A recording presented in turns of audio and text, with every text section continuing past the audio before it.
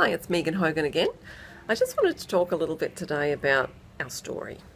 That's not just really the one that we have actually been living, it's the one that we portray in our heads when we're explaining who we are to someone. This can be an interesting thing because it depends on how we've been feeling about ourselves. It depends on how people have been telling other people about us and we've been listening to. It depends on how confident we are. It also depends on whether you feel that you have been violated, or if you have been held wrong or not accountable to something, and maybe you have fears and worries about that. That's in our story that we tell to other people. We might think that we're guarded, but through our body language we're letting off so much information. You would hear there's been quite a few sayings that our aura, our vibration, actually tells someone else before we even utter a word about what the type of person we are. I find this really unique. So if you're not positive, and if you're not confident, and if you're not vibrating at a really, really good level, another person can pick that up and go, no, she's not the right match, and walk straight past us. And I always find that funny because for years I have looked at, why don't I attract certain people? And I go, that's really like, I smile, I'm the first to say hello, I put my hand out to shake. These are all actions after the fact that they have already picked up on my vibration. But I didn't understand how we sort of vibrated when we've sort of met these other people, and they're giving off their vibration, and then we're not matching. The first thing that one of the sort of like Scotty Harris from Millionaire Makeover, he actually goes and talks about how we should match and mirror people, and that's one of the best ways to actually, how do I say, grab someone else's attention. We seem to like similar minds, similar people. We're comfortable in that. Because we're comfortable in ourselves, we're comfortable in that sort of status. Now,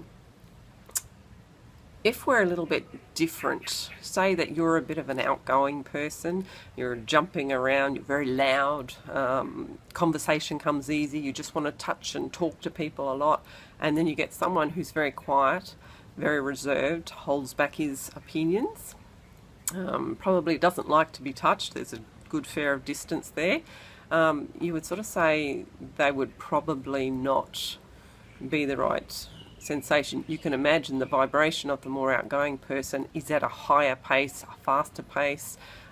Things are beeping along a lot faster, whereas the one who is very quiet and shallow, more inert,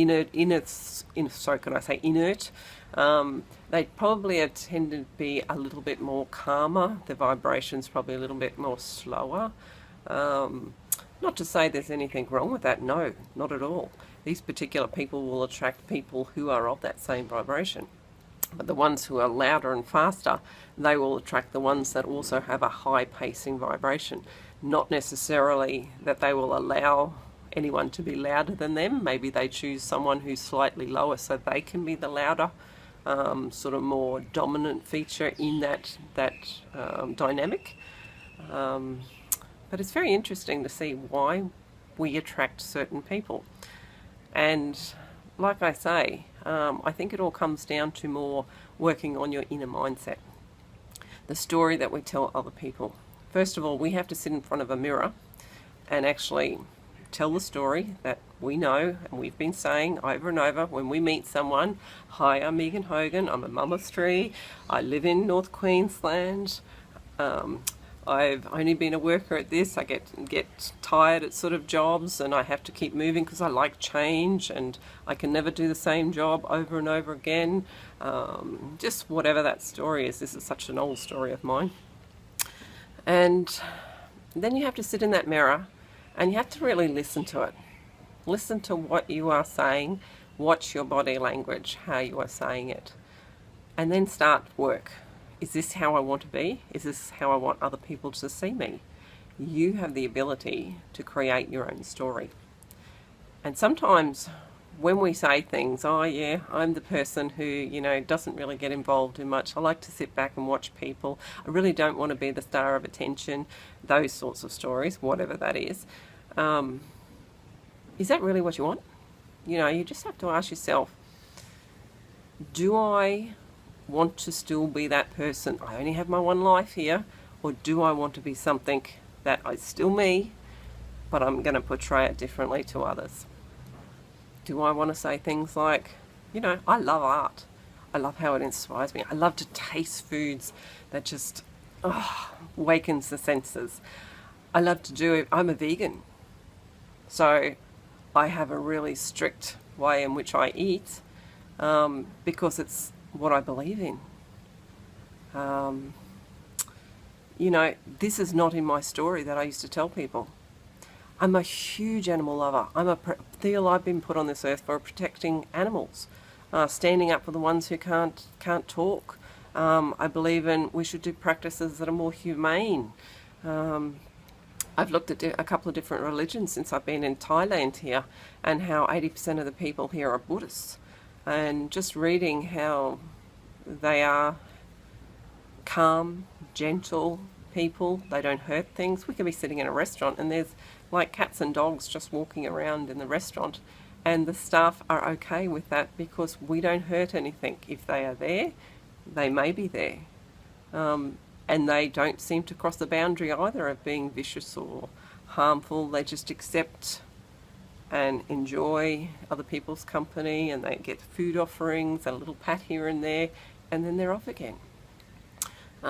It's a very calm, gentle way, and I'm looking at what I believe in and what I sort of focus on, and how this is going to now change my story as well. If we get it right in our mind, in our heads, before we actually go and meet another person, our whole story is starting to adapt and change. Our vibration will match what is true and real.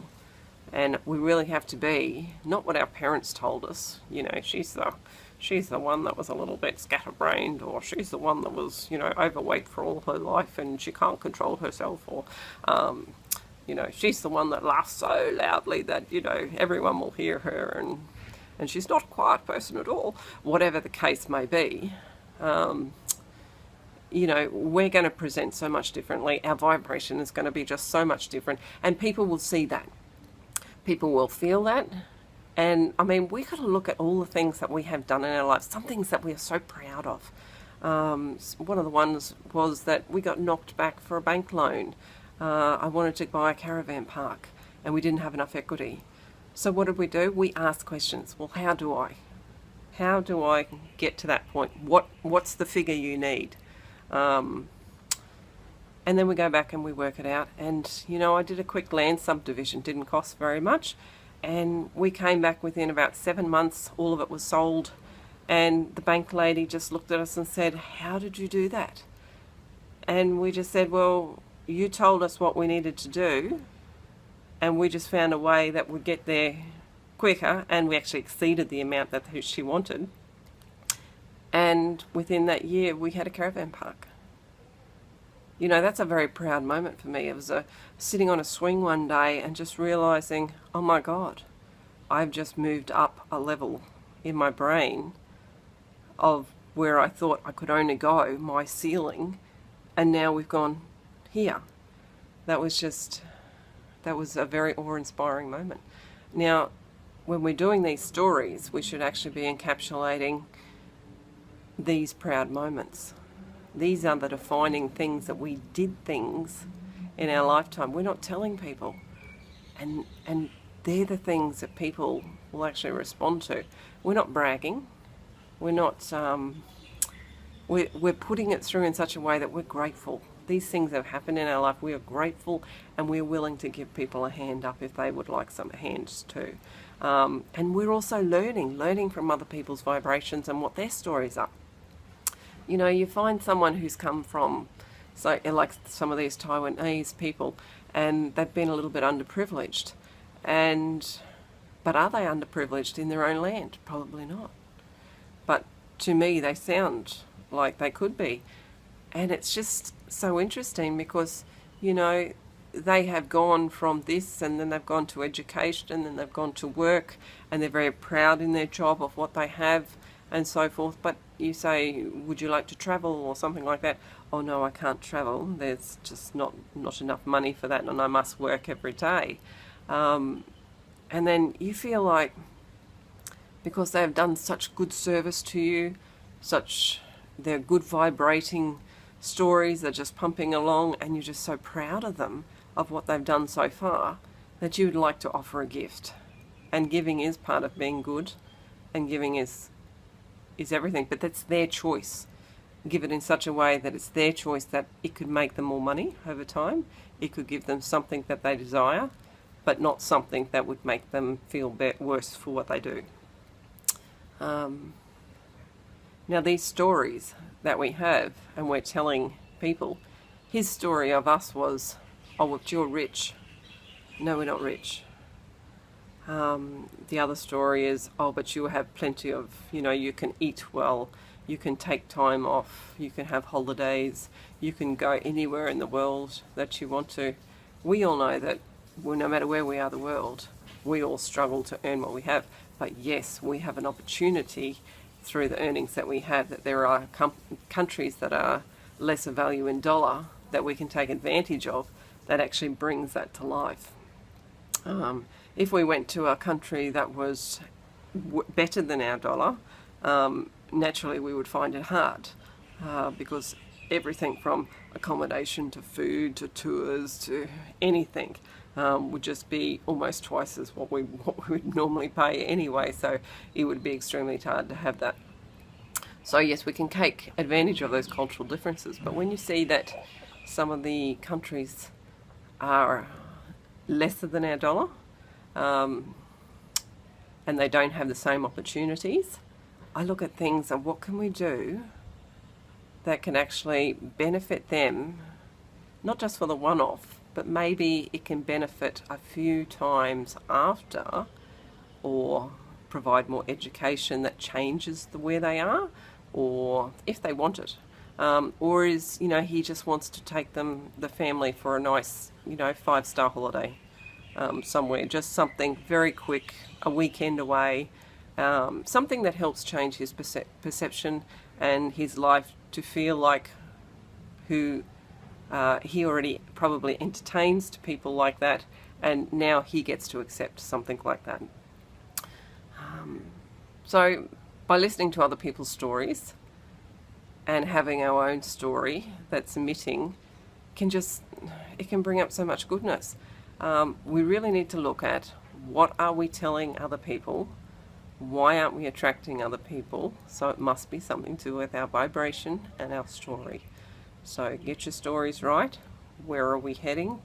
Focus on all the wonderful achievements that we've done in our life and things that we are proud of, we're grateful for, and start seeing what that vibration is doing to others. Okay, love you. Bye.